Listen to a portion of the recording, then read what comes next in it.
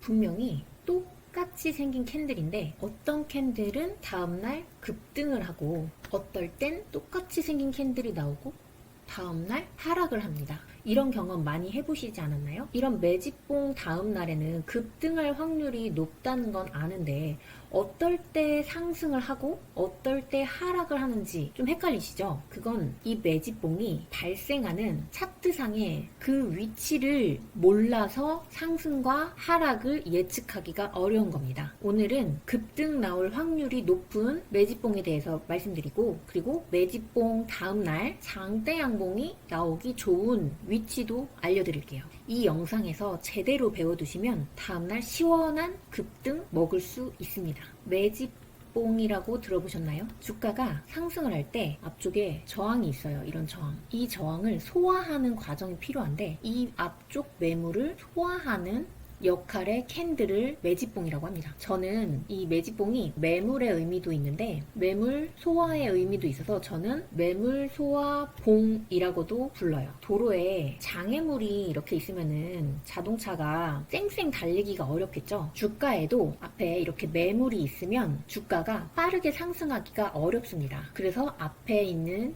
이 매물을 매집봉으로 소화를 해준 다음에 주가가 급등을 하게 되는 경우가 아주 많습니다. 이런 매집봉은 이런 매물 소화봉은 상승형 음봉으로 이평선 위에서 발생하는 경우가 많고요. 간혹 음봉이나 양봉의 윗꼬리 캔들로 발생하는 경우도 있습니다. 이 세 가지가 주로 발생하는 매집봉, 매물 소화봉의 캔들이라고 생각을 하시면 돼요. 주가가 이렇게 상승을 이렇게 하는데 앞에 매물이 있을 때 이 매물을 넘어가기 전에 이런 음봉이나 꼬리 달린 캔들로 이 앞쪽 매물을 이렇게 콕 찔러줍니다. 그러면 이 근처에 물려있던 사람들이 이때다 싶어서 우르르 이렇게 탈출을 하거든요. 다 매도를 하는 거예요.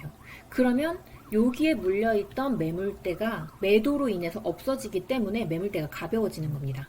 털릴 사람들이 다 털렸다고 보는 거예요. 그런 다음에 이렇게 사람들이 털고 나면은 그 다음에 주가는 이렇게 급등을 하기가 수월해지는 거죠. 털린 사람들이 허무하게 상승을 해버리는 겁니다. 그리고 참고로 이런 매집봉, 매물 소화봉이 확률이 높으려면 이 매집봉이 발생한 요 날에 뉴스가 나오면 좋은데요. 이 뉴스가 연속성이 있으면 좋습니다. 뉴스의 연속성에 대해서는 나중에 영상을 만들어서 따로 말씀을 드릴게요. 어쨌든 이 매집봉이 뉴스를 가지고 있고 그 뉴스가 연속성이 있으면 그 다음에 이렇게 상승할 확률이 높다, 이런 거를 팁으로 알고 이제 본격적으로 차트로 넘어가 보겠습니다. 예시 차트를 많이 가지고 왔어요. 자, 클로버. 이 앞쪽 매집 구간을 이런 윗꼬리 캔들, 이게 바로 매집봉입니다. 이런 윗꼬리 캔들로 앞에 있는 매물을 소화해준 이후에 이렇게 날아간 거고요. 가온칙스, 여기에 앞쪽 매물을 이 매집봉, 매물 소화봉으로 소화를 해준 이후에 날아가게 되는 겁니다. 덕산 테코피아도 마찬가지로 앞쪽 매물을 매집봉, 매물 소화봉으로 소화를 해준 이후에 이렇게 상승을 해주고요. 다날도 보세요. 다날은 심지어 21년도 차트입니다. 쪽 이런 매물을 매집봉으로 소화를 한 이후에 이렇게 날아가는 그림을 그렸습니다. 이런 것처럼 매집봉은, 매물 소화봉은 예전부터 있었고 앞으로도 계속 있을 캔들입니다. 급등을 예고하는 정말 중요한 캔들이니까 정말 잘 배워놔야겠죠.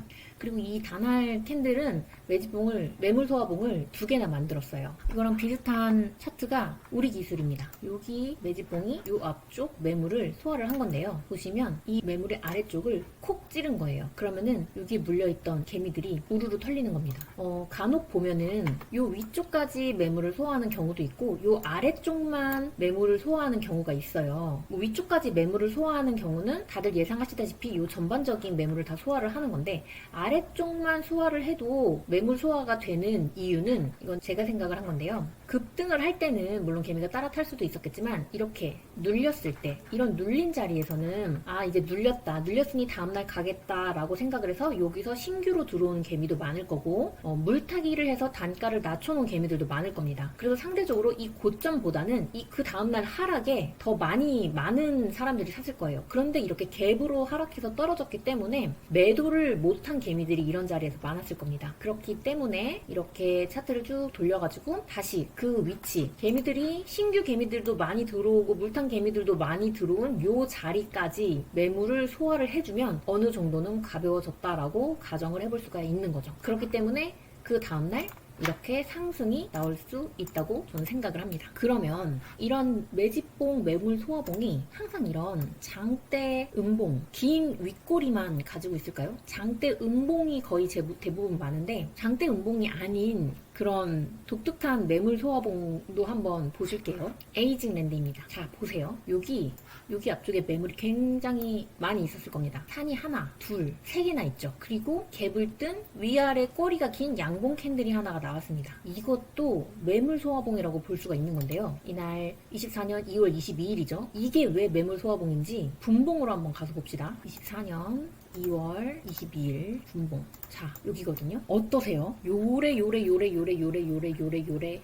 흔들었어요. 이렇게 흔들어대는데 안 털릴 개미가 있겠습니까? 이 앞에 물량이 있다 하더라도 이렇게 털어대면은 여기에 물려있던 사람들이 에이 더러워서 팔고 간다 이러면서 던질 수밖에 없어요. 그 던진 개미들을 다 받아냈기 때문에 공중에 떠있는 이 도치 캔들이 이렇게 거래량이 많은 겁니다. 그 이후에 에이징랜드는 이렇게 상승을 했습니다. 이렇게 보면 왜 매물 소화봉인지 아시겠죠? 그럼 반대로 매물 소화봉은 항상 이렇게 거래가 터질까요? 거래가 안 터지는 매물 소화봉도 있어요.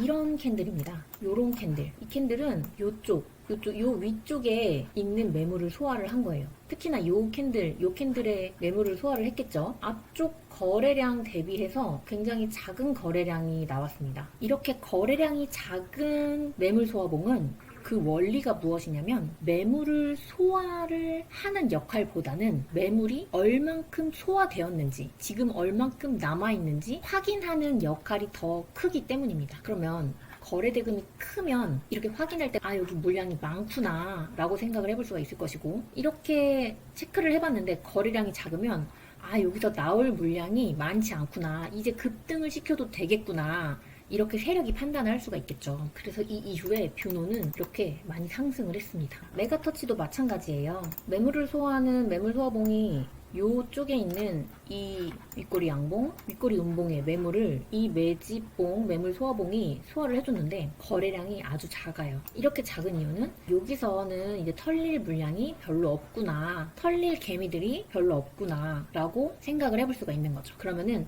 요 매집봉도 매물 확인하는 캔들로서의 음봉으로 사용이 된 거죠. 이렇게 말이죠. 그런데 이런 게 궁금하실 거예요. 제가 앞에서도 말씀을 드렸다시피 어떤 경우에는 음봉이 나오고 쭉 하락을 하고 어떤 경우에는 음봉이 나오고 상승을 하는데 이 두 매집봉의 차이가 뭐냐 이런 게 궁금하실 거예요. 제가 이거는 위치의 차이가 있다고 말씀을 드렸어요. 이 위치가 정말 중요한데요. 지금부터 설명을 해드릴게요. 급등이 나오는 매집봉은 이평선이 있으면 이평선의 이격이 좁아지는 자리에서 나오는 매집봉이 다음날 급등을 해줄 확률이 높습니다. 자, 다시 말씀드릴게요. 이평이 모이는 자리에서 나오는 매집봉, 매물 소화봉이 다음날 장대 양봉을 뽑아줄 확률이 높습니다. 좀 더 구체적으로 말씀을 드리면 이평이 수렴한 자리라는 건 뭘까요? 차트는 수렴과 발산을 하죠. 그러면 수렴을 했다는 건 뭐예요? 곧 발산을 한다는 거잖아요. 이 종목이 재료를 가지고 있고 모멘텀이 연속성이 있다면 수렴을 했으면 발산을 할 때 위쪽으로 갈 확률이 높겠죠. 위쪽으로 간다는 말은 곧 장대 양봉이 나온다는 말인데 결국은 수렴을 해서 장대 양봉이 나올 만한 그 위치에서 앞에 매물을 소화하는 이 매집봉이 나오면 다음날 장대 양봉이 나올 확률이 높은 거예요. 이해하시겠어요? 정리를 하면 이평이 모이는 자리, 장대 양봉을 기다리는 자리, 이게 세력의 패턴을 적용을 해서 또 말씀을 드리면 앞에는 매집하는 캔들들이 나오는 겁니다. 그런 다음에 개미를 털어요. 거래량을 줄이고 하락을 시켜서 개미를 털어요. 그 다음에 상승할 준비를 맞추는 거죠. 이평을 수렴을 시키면서 그 자리에서 매물 소화봉을 하나를 띄워서 앞쪽에 물려있는 개미들을 마지막으로 털어내고 그 다음에 상승을 시켜버리는 겁니다. 잘 이해를 해보세요. 매집, 개미 털기, 상승을 하는데 이 상승을 하기 이후 직전에 이평이 모이고 이평이 모인 자리에서 매집봉이 나타나는 거예요. 여기서. 이런 자리에 매집봉은 확률이 높다는 거죠. 그럼 앞에서 보셨던 차트들 다 그런 자리인지 한번 다시 같이 봅시다. 앞에서 매집을 해놔야 된다고 했어요. 매집을 해놓고 이평이 수렴하고 그 자리에서 나오는 요 매집봉, 그 다음에 주가가 상승을 하는 거예요. 매집을 하고 이평을 수렴한 자리에서 차트를 돌릴 때 그 돌리는 위치에서 앞쪽 매물을 소화하는 매집봉이 나오고 상승. 매집을 하고 개미를 이렇게 쭉 털어내고 이평을 수렴시킨 자리에서 돌릴 때 나오는, 이렇게 돌릴 때 나오는 매물 소화봉, 그리고 상승. 매집을 하고 쭉 하락시켜서 개미를 턴 다음에 이평을 이렇게 수렴을 시키고 돌리는 자리에서 마지막으로 매물을 소화하고 상승. 자, 매집을 하고 지루하게 개미를 쭉 털어버린 다음에 여기서는 이평이 모이려다가 한 번 더 털어버리느라고 이평이 넓어졌는데요. 다시 정배열로 돌리면서, 차트를 돌리면서 앞쪽 매물을 소화해주는 매집봉, 매물 소화봉 나오고 상승. 보이시죠? 매집을 하고 쭉 하락시켜서 개미를 턴 다음에 이평이 수렴한 자리에서 마지막으로 매물을 소화시키는 캔들, 매물 소화봉, 매집봉 만들고 상승. 여기서도 거래량이 터졌는데 이 매물을 소화하느라고 이평이 수렴된 자리에서 매물 소화봉 나오고 상승. 보이시죠? 돌리는 자리에서 나오는 거예요. 자, 이것도 앞에 매집 충분히 해놓고 개미 쭉 털어가지고는 이평 수렴시키고 차트 크게 11선을 이렇게 쭉 돌리는 자리에서 매물 소화봉 나오고 상승. 자, 쭉 매집하고 지루하게 하락시키면서 개미 쭉 털고 이평 수렴한 자리에서 매물 소화봉 나오고 상승. 이거는 이 당시에 신규주에서 잘 안 보이실 수 있는데 이런 식으로 거래대금, 거래량 들어온 다음에 지루하게 횡보를 하면서 개미 털어내고 매물 체크한 다음에 상승. 다른 차트들도 더 볼까요? 매집이죠. 매집하고 쭉 거래량 확 죽여서 개미 털어버린 다음에 이평은 수렴하고 돌리는 자리에서 매물 소화봉 나오고 쭉 상승. 데이터 솔루션이었고요. 다음 센즈랩을 보시면 이건 굉장히 짧게 매집을 한 다음에 이평이 수렴한 자리에서 매물 소화봉이 여러 개 나오고 상승. 어떤 자리에서 매집봉, 매물 소화봉이 나와야 되는지 좀 감이 잡히시나요? 그런데 이런 자리가 아닌 경우는, 이렇게 돌리는 자리가 아닌 경우에는, 이평이 수렴한 자리가 아닌 경우에는 이게 급등할 확률이 떨어진다고 말씀을 드렸어요. 예시를 볼게요. 이것도 분명히 앞쪽에 매물을 소화하는 매물 소화봉인데 얘는 이렇게 쭉 흘러내렸어요. 이거는 지금 보세요.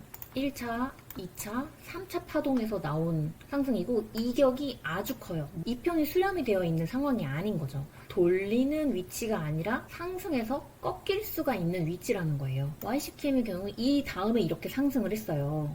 결국 얘가 이 매물 소화봉의 역할을 한 거는 맞지만 다음날 상승하기에는, 다음날 바로 양봉을 뽑아주기에는 이격의 부담이 너무 컸기 때문에 62평선까지 눌렸다가 간 겁니다. 그래서 이격이 큰 자리에서 나오는 매물 소화봉은 바로 따라 들어가면은 좀 위험하겠죠? 얘도 이격은 크지만 그나마 1차, 2차 상승 정도였기 때문에 얘는 이틀 뒤에 양봉이 나와줬네요. 이 자리도 아주 완벽하게 안전한 자리라고 보기는 좀 어렵겠죠. 이 자리보다는 조금 비교적 안전한 자리일 뿐이지. 자, X게이트도 보세요. 여기 앞에 매물을 이거 소화한 건가 하는 느낌의 어떤 음봉 캔들이 나왔어요. 근데 여기 이격이 크죠? 얘는 이렇게 쭉 하락을 했어요. 쭉 하락을 하다가 그러다가 이평이 수렴한 자리에서 상승형 음봉이 나오니까 그 다음 날에는 좀 상승을 해줄 수가 있었던 겁니다. 이평이 수렴하지 않은 자리, 이평이 수렴한 자리 차이 아시겠죠? 그런데 가끔 이격이 큰 자리에서 급등이 다음날 나오는 매집봉도 보실 거예요. 이건 어찌 보면 예외라고 볼 수가 있는데요. 모든 경우에는 예외가 당연히 있습니다. 자, 이런 경우예요. 매집봉입니다. 매물 소화봉이죠. 이쪽 매물을 소화한 거예요. 이격 어마어마하게 크죠? 하지만 이 매물 소화봉이 아가로 보일 정도로 이렇게 급등을 이후에 해줬습니다. 왜 이렇게 피롭직스 같은 예외가 존재할까요?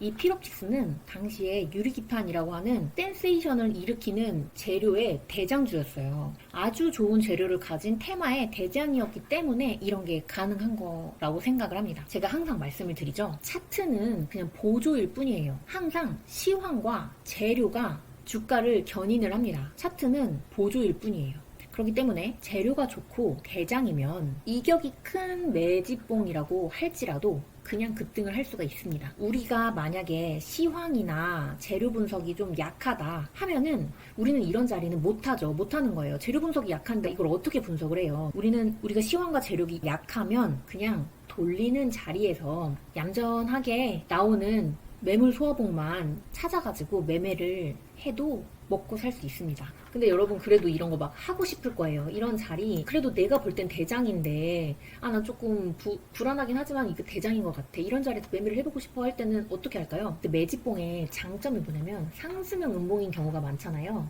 결국은 이렇게 5일선, 3일선이나 5일선이랑 가깝게 종가가 마감이 되겠죠. 그러면 손절 자리가 짧을 수가 있어요.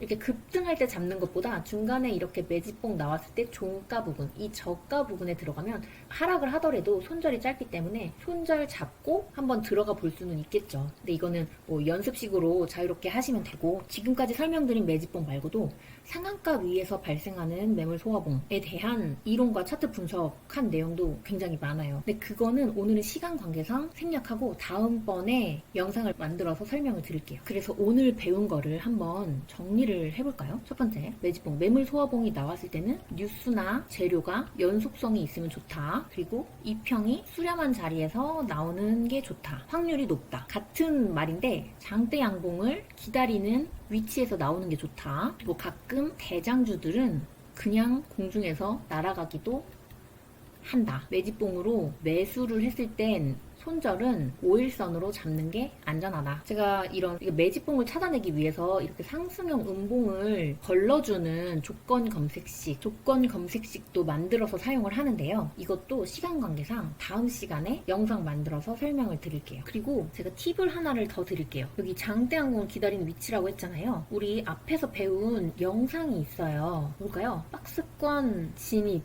진입을 하는 매매를 하는 영상이 있죠. 거기서 이렇게 박스권을 진입을 하는데, 그래서 이렇게 쭉 하라 그랬다가 진입을 할 때 이런 자리에서도 매집봉이 많이 나옵니다. 매집봉 나오고 박스권을 돌파, 가로지르는 양봉이 이렇게 나올 수가 있어요. 이 박스권 진입 영상도 꼭 보세요. 이 진입 영상 그때 보신 분들은 다시 보시고, 이 영상에서도 매물 소화봉이 나오는 걸 캐치하실 수 있거든요. 박스권 진입 영상은 밑에 고정 댓글에 링크로 달아둘 테니까 꼭 가서 이거 꼭 보세요. 지금 이 박스권 진입하는 영상이랑 매집봉 지금 이 영상이랑 같이 참고해서 보시면 정말 많은 도움이 되실 겁니다. 그럼 또 좋은 영상 만들어서 오겠습니다. 빠이.